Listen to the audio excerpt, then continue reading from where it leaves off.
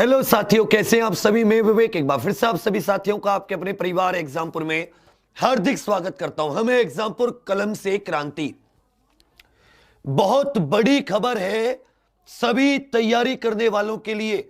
चाहे कोई अपनी 10वीं से तैयारी करते हो, चाहे कोई अपनी 12th क्लास से तैयारी करते हो, चाहे कोई ग्रेजुएशन वाले फॉर्म भरते हो, सभी के लिए बहुत बड़ी खबर है।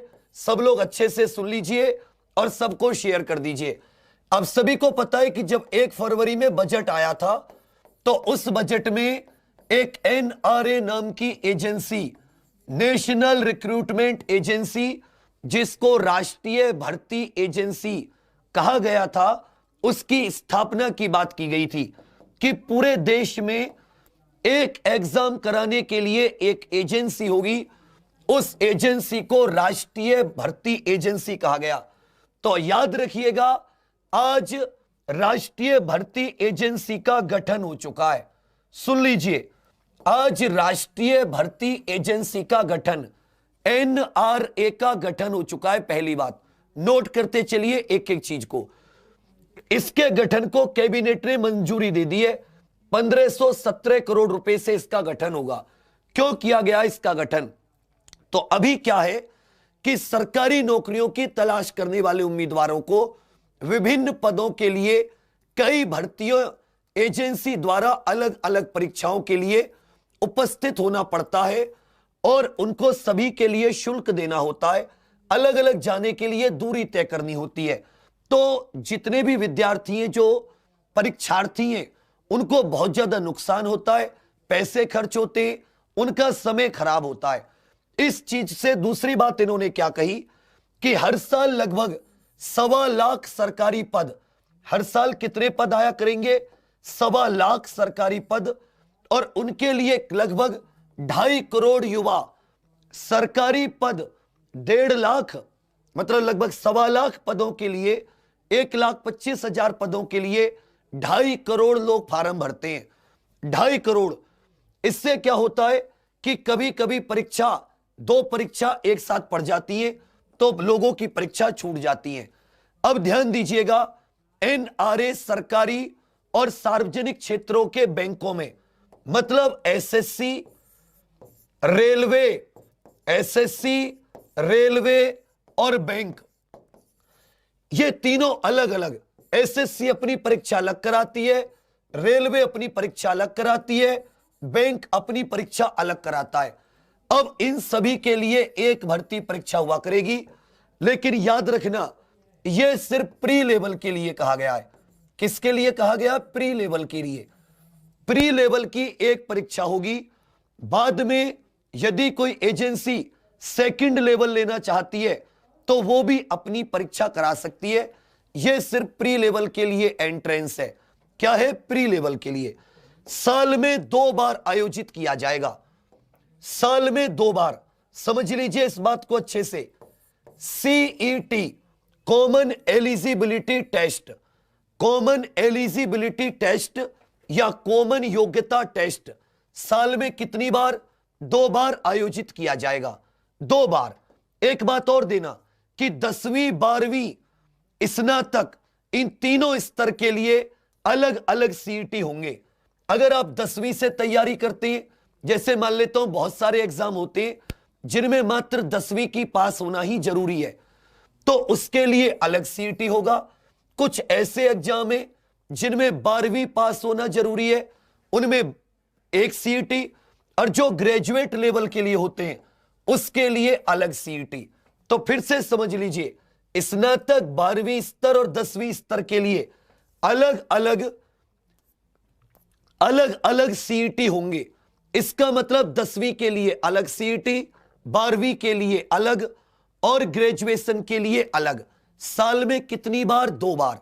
तो ऐसा नहीं है कि जो ग्रेजुएशन का एग्जाम की तैयारी कर रहे हैं, उन्हें जो 10वीं के लेवल के एग्जाम की तैयारी कर रहे हैं, दोनों का लेवल एक होगा। नहीं, दोनों के लिए अलग अलग सीईटी 12 प्रमुख भारतीय भाषाओं में आयोजित किए जाएंगे। यह बड़ा बदलाव है क्योंकि केंद्र सरकार की नौकरियों में भर्ती के लिए परीक्षाओं का आयोजन अलग अलग केवल अंग्रेजी और हिंदी में होता था पहले। लेकिन अब 12 प्रमुख भाषाओं में होगा। दूसरी बात, सीईटी के साथ शुरू होने से 3 एजेंसियों की भर्तियों को कवर करा जाएगा, अर्थात कर्मचारी चयन आयोग, रेलवे भर्ती बोर्ड और बच्चा बैंकिंग। मतलब अभी सिर्फ इसमें 3 एजेंसियों के एग्जाम कराए जाएंगे। जो एग्जाम एसएससी कराती है वो, जो एग्जाम रेलवे कराती है वो, और तीसरा हो जाएगा जो एग्जाम बैंक कराता है, institute of banking personal selection, जो एग्जाम आईबीपीएस कराता है। सिर्फ ये कवर किए जाएंगे। आगे कहा गया है कि धीरे धीरे चरणबद्ध तरीके से फिर इसके अंदर डीआरडीओ को, इसके अंदर जितनी बाकी जो एजेंसी है जो स्वयं अपना एग्जाम कराती हैं, उनको भी इसके अंदर लाया जाएगा। समझ रहे मेरी बात? दूसरी बात क्या कही है, अभी क्या है कि ज्यादातर जो सेंटर पड़ते हैं वो शहरों में पड़ते हैं। इस चीज को हटाने के लिए पूरे भारत में 1000 केंद्र बनाए जाएंगे और जो पिछड़े जिले हैं उनमें भी केंद्र बनाए जाएंगे, उन पर विशेष ध्यान दिया जाएगा। ये जो परीक्षा होगी ये प्रथम स्तर की परीक्षा होगी, ये प्री लेवल की परीक्षा होगी। जैसे अभी एग्जाम में प्री नहीं होता, एसएससी सीजीएल में प्री होता है, एसएससी सीपीओ में प्री होता है, तो एसएससी बैंकिंग रेलवे इनकी एक ही प्री एग्जाम होगा और उसका स्कोर कार्ड 3 साल तक के लिए वैलिड होगा। स्कोर कार्ड 3 साल तक के लिए। जैसे मान लेता हूं आपने साल में ये 2 बार हुआ और आपके एक बार 90 नंबर आए 100 में से, मान लेता हूं 100 नंबर का होता है, और एक बार 100 में से आपके 85 नंबर आए, तो दोनों में से जितनी बार ज्यादा नंबर आए होंगे वही आपका स्कोर माना जाएगा। 3 साल के लिए स्कोर कार्ड, मतलब जैसे अब इसको कैसे किया जाएगा ये लोग बाद में नियम बनेंगे तब आपको और विस्तार से बताऊंगा। अभी ये पीआईबी पर जितनी जानकारी दी गई है वही बता रहा हूं, खुद से कुछ नहीं बता रहा, कि साल में 2 बार हुआ करेगा। 10वीं लेवल का अलग, 12वीं लेवल का अलग और ग्रेजुएट लेवल का अलग। आप कितनी बार इसमें बैठ सकते हो, कोई लिमिट नहीं होगी। आयु सीमा में जैसे आपको छूट मिलती है वैसे ही आयु सीमा में छूट मिलती रहेगी। प्री लेवल का होगा, इसका मतलब बैंक चाहे तो अपना सेकंड ले सकते हैं, एसएससी चाहे तो अपना सेकंड ले सकती है, रेलवे चाहे तो अपना सेकंड एग्जाम अपने हिसाब से ले सकती है। लेकिन एनआरए एक सीईटी कराएगी जो सभी भर्तियों को कवर करेगा, जितनी भी एसएससी, रेलवे और बैंक कराती है। दूसरी बात, यात्रा में काफी बचत रहेगी, वो तो सारी की सारी है। परीक्षा के लिए एक ही पंजीकरण पोर्टल पर एक ही जगह रजिस्ट्रेशन करना होगा, 10 जगह रजिस्ट्रेशन करने की आवश्यकता नहीं है। 10 जगह रजिस्ट्रेशन करने की आवश्यकता नहीं है। यह प्रारंभिक एक हो जाएगी, उसके बाद में बेशक करा लें। ग्रामीण और दूर दराज क्षेत्रों में बच्चे कैसे ऑनलाइन परीक्षा दे पाएंगे, इन सबसे उनको परिचित कराने के लिए 24/7 एक हेल्पलाइन मिलेगी। यह राष्ट्रीय भर्ती एजेंसी, ये एक सोसाइटी होगी, इसकी अध्यक्षता भारत सरकार के सचिव रैंक के अध्यक्ष करेंगे। रेल मंत्री की 1517 करोड़ रुपए है जो 3 साल में। अब एक चीज ध्यान दीजिएगा, इसका गठन तो हुआ है लेकिन इसमें एक साफ तौर पर कह रखा है कि ये जो 1517 करोड़ रुपए हैं जो इसको दिए गए बनने के लिए, उनका खर्चा 3 वर्ष में किया जाएगा। मतलब एनआरए इतने रुपए को 3 साल में खर्च करेगी। तो इस साल तो ये मुश्किल है, इस साल ये मुश्किल है इसका गठन कराना। अगले साल सीईटी तुम्हारा पक्का होगा। अगले साल से सीईटी जो रेलवे की भर्ती है वो जैसे होती है वैसी होगी। उम्मीद तो यही है। जो अभी भर्ती चल रही है आईबीपीएस की, ये भी वैसे की वैसी होंगी। आने वाले समय में बदलाव आएगा, आने वाले समय में बदलाव आएगा। समझ रहे मेरी बात? यहां तक अब आपको कोई डाउट पूछने हो तो आप अपने डाउट पूछ सकते हैं, अगर यहां पर आपको डाउट पूछने हो। समझ रहे मेरी बात? यहां पर आपको डाउट, अब मैं इसको कुछ शब्दों में इसको बता देता हूं कि एक्चुअल में उन्होंने क्या किया है। तो सरकार ने साथी मेरे एक एनआरए नाम की एजेंसी के गठन को मंजूरी दे दी है। एनआरए, जिसको हिंदी में राष्ट्रीय भर्ती एजेंसी, जैसे आईआईटी नीट का एग्जाम कराने के लिए नेशनल टेस्टिंग एजेंसी होती है, तो ये होगी राष्ट्रीय भर्ती एजेंसी, NRA। ये एक एग्जाम कराएगी जिसका नाम होगा CET। जिसका नाम क्या होगा बच्चा? CET नाम होगा। CET, common eligibility test, common eligibility test होगा। समझ रहे मेरी बात? कॉमन एलिजिबिलिटी टेस्ट होगा। यह टेस्ट जो है यह मात्र प्री लेवल का होगा, यह मात्र प्री लेवल का होगा।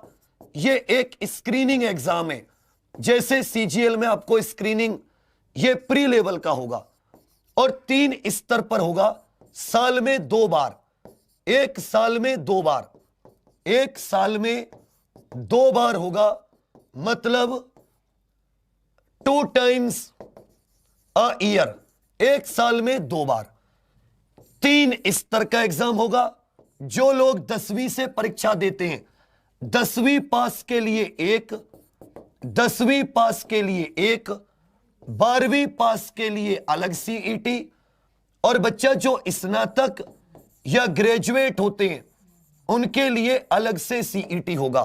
तो साल में 2 बार 3 लेवल का CET होगा। पहला 10वीं लेवल से अलग, 12वीं लेवल से अलग और स्नातक लेवल से अलग, 10वीं लेवल से अलग, 12वीं लेवल से अलग और तीसरा।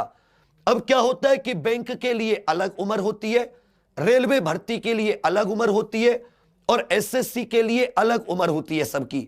इन सबकी उम्र के अलग अलग क्राइटेरिया होते हैं। अब इसमें उम्र का क्राइटेरिया क्या होगा?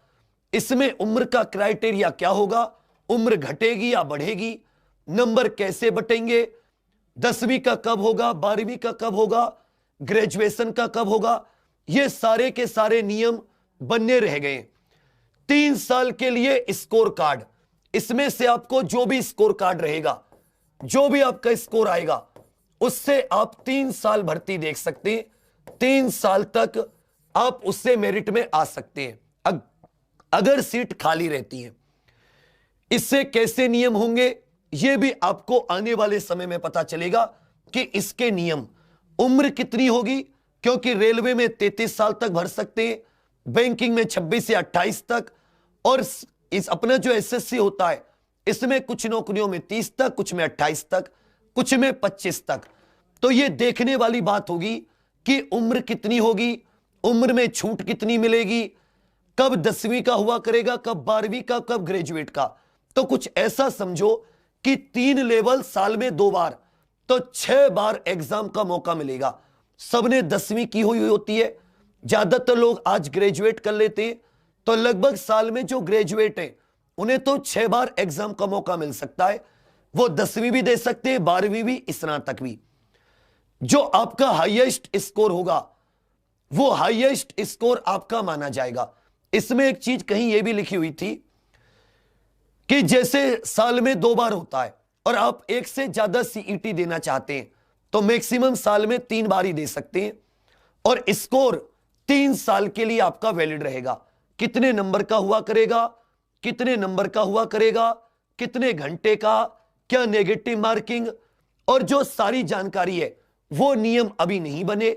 इसका गठन होगा सोसाइटी का, फिर इसमें बैंकिंग, SSC और बाकी जो संस्थाएं हैं उनके लोग इसमें अपनी अपनी राय देंगे कि बैंक को कितनी उम्र चाहिए, SSC को कितनी उम्र चाहिए और बाकी को कितनी उम्र चाहिए। तो मेरे अनुसार जो है इसका अभी कई महीने लगेंगे। अभी आप लोग परेशान नहीं होना। सबसे बड़ी बात कि आप लोग भटकना मत कि आप सब कुछ छोड़ के CET करने लगो। कुछ लोग CET की तरफ आपको पागल भी बना सकते हैं। आप क्या करो कि अभी सबसे पहले जो NTPC का है, जो ग्रुप D का है, वो जैसे होना है वो वैसे ही होगा, वो जैसे होना है वैसे ही होगा। आपका जो SSC, CPO और दिल्ली पुलिस निकले हुए ये एग्जाम भी ऐसे ही होगा। SSC की जो 2020 की CGL, CHSL की वैकेंसी आने वाली है कुछ समय में, ये भी ऐसे होंगी। IBPS की जैसे वैकेंसी चल रही है वैसे की वैसी ये आने वाला समय है, और 2021 से पहले ये नहीं होगी, क्योंकि अभी इनको नियम आदि बनाने में बहुत समय। तो आपके पास किसी ना किसी एग्जाम की तैयारी करने का मौका है, आप भरते रहो। इसमें एक चीज और दे रखी है कि अगर राज्य सरकार चाहेगी तो वो कुछ पैसे देकर इन्हीं नंबरों से वो भी अपने यहां पर भर्ती कर सकती है। इसका मतलब राज्य सरकार भी चाहे तो वो इसकी मांग कर सकती है। नेशनल रिक्रूटमेंट एजेंसी, राष्ट्रीय भर्ती एजेंसी के आधार पर ही अपने यहां पर भर्ती करा सकती है। समझ रहे मेरी बात?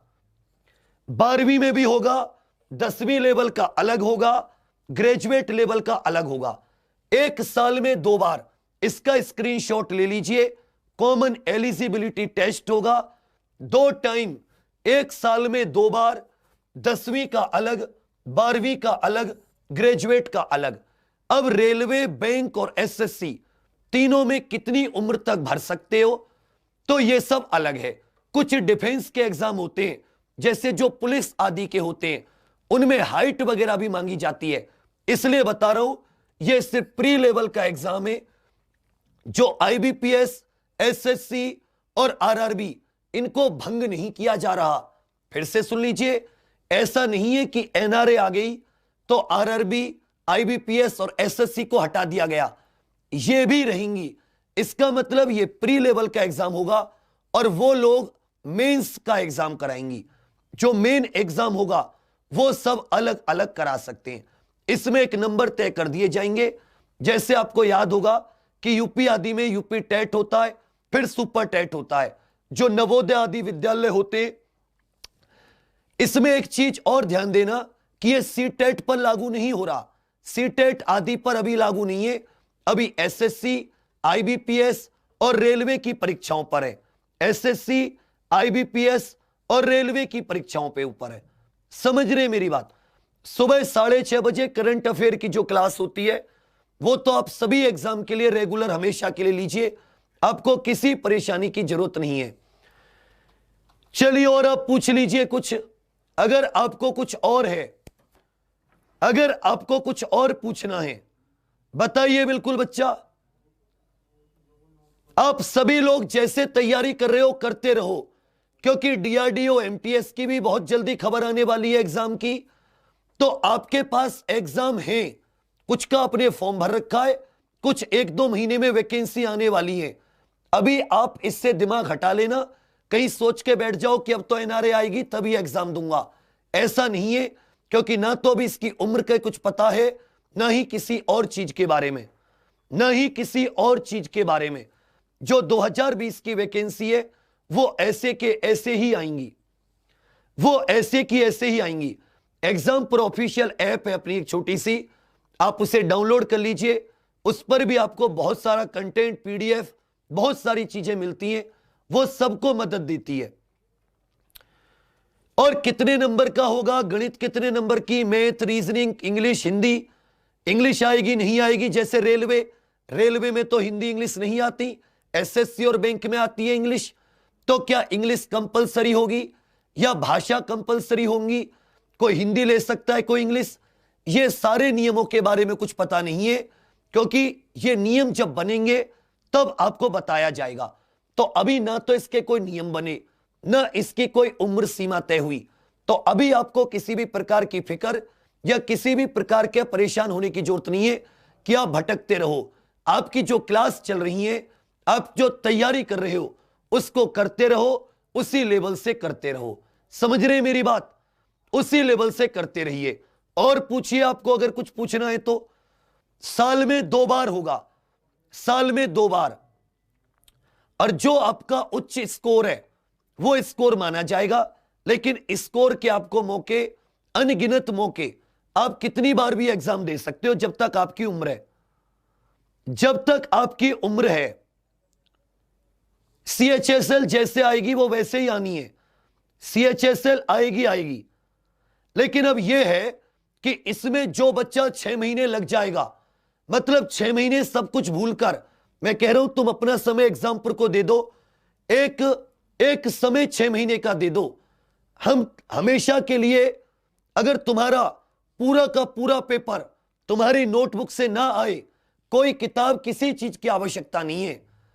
एक एक चीज अपने हाथ से नोट बनाओ, सिर्फ 6 महीने और डेली 8 से 10 घंटे की पढ़ाई, उसके बाद में आपको पक्का कोई ना कोई नौकरी कहीं ना कहीं।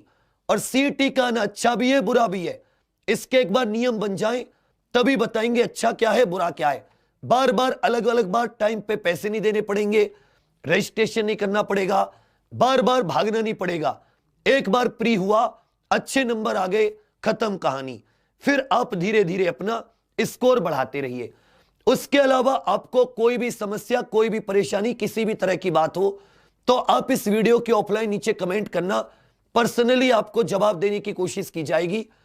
जो भी आपके दिमाग में कमेंट कोई भी कुछ चल रहा है, 10वीं वालों के लिए अलग, 12वीं के लिए आपके लिए बिल्कुल अलग है, और उसके बाद में स्नातक के लिए आपके लिए कुछ अलग है। इसके स्कोर को चाहे तो राज्य सरकार भी यूज कर सकती है। अभी राज्य सरकार का कोई मतलब नहीं है, सिर्फ एसएससी, आईबीपीएस और रेलवे, इन तीनों के एग्जाम कराएगी। और हो सकता है इसको बनने में अभी समय लगे, हालांकि इसकी स्थापना हो गई, इसके नियम इत्यादि बनने में समय लगे, तो अगले साल तक इसके नियम आदि बन पाएंगे। इसलिए आप जैसे पढ़ाई कर रहे हैं अब वैसे ही पढ़ाई करते रहिए, ठीक है भैया। इसके अलावा जो लोग एनटीपीसी आदि की कर रहे हैं तो आप अपना मुद्दा खुद उठाइए। आप ना कोई ट्वीट करता है ना कोई सवाल करता है सरकार से, नहीं तो अब तक तो एनटीपीसी हो जाना चाहिए था या डेट आ जानी चाहिए थी। अगर अब भी नहीं करोगे तो फिर इसमें फंसा देंगे, फिर 1 साल इंतजार करो, फिर दूसरी साल इंतजार करो, फिर बुढ़े हो जाओ, चल बसो।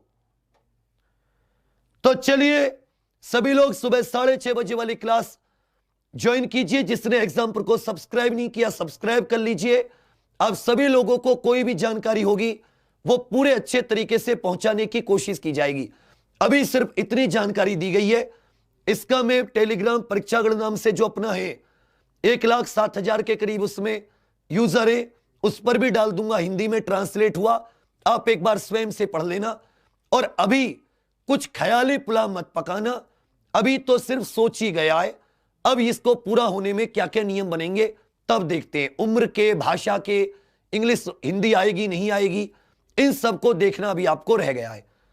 तो चलिए बच्चा, आप सभी लोग बने रहिएगा एग्जाम्पल के साथ, सब्सक्राइब जरूर कर लीजिएगा। और bank, SSC, railway, teaching, IAS, PCS और जितनी भी अपनी टेक्निकल जेई वगैरह की पोस्ट आती है, civil engineering, electrical, mechanical, electronics, हर एक एग्जाम की, डिफेंस की, CDS, NDA, AFCAT, air force, X Y, navy, MR, AA, SSR, जो भी एग्जाम है उन सब की तैयारी एग्जामपुर पे कराई जाती है। इसलिए नाम है कि थिंक एग्जाम, थिंक एग्जामपुर। हमें एग्जामपुर कलम से क्रांति, लट गाड़ दीजिए लेकिन मेहनत कीजिए, नौकरी मिलके रहेगी। Thank you, all the best. जय हिंद, जय भारत। कमेंट करके कोई भी दिक्कत हो तो आप पूछ लीजिएगा। जय हिंद, जय भारत, जय एग्जामपुर, कर विजय एग्जामपुर।